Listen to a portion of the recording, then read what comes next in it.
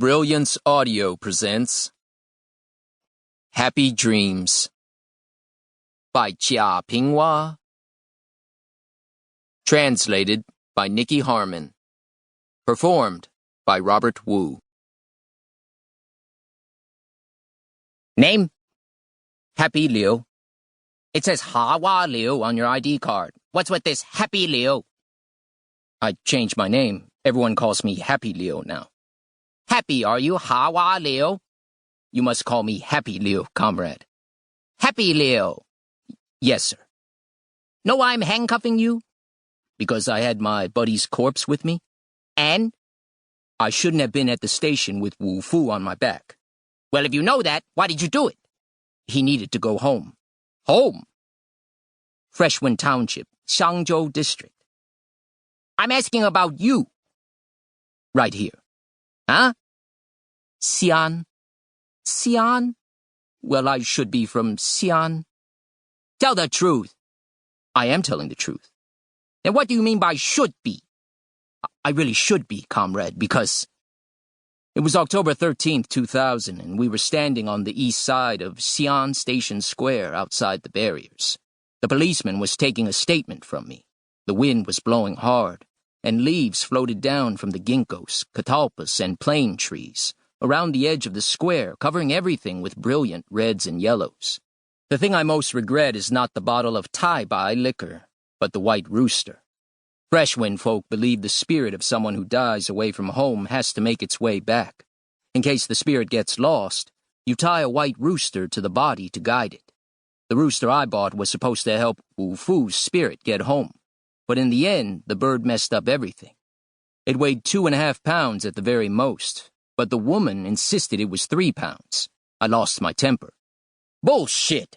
No way is that 3 pounds. I can always tell how much something weighs. Do you know what I wanted for? Of course, I didn't tell her what I wanted it for. But she kept shouting, "Put it on the scales again! Go ahead and put it on the scales again!"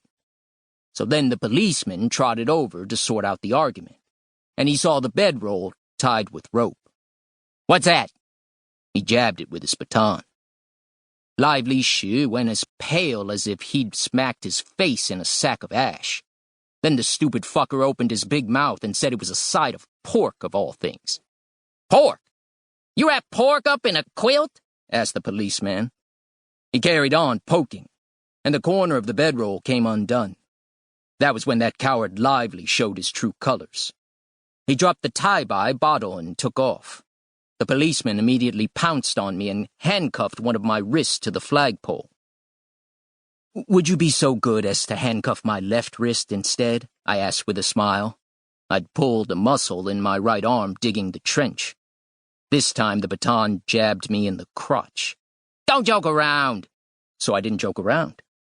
Everything looked blurred, as if my eyes were gummed up with boogers. But I told myself to stay calm. The ink wouldn't come out of the policeman's pen, and he kept shaking it.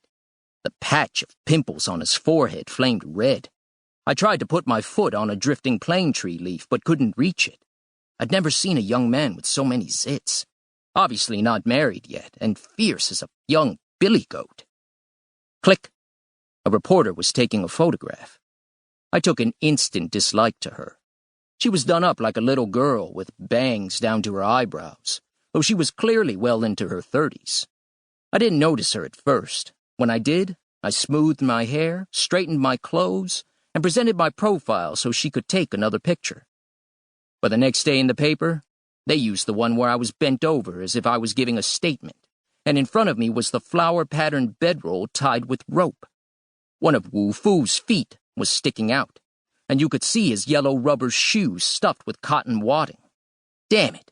That picture was no better than a head-on mugshot, enough to make anyone look like a criminal. I have a prominent nose and a well-defined mouth, but she wouldn't take me in profile, the bitch.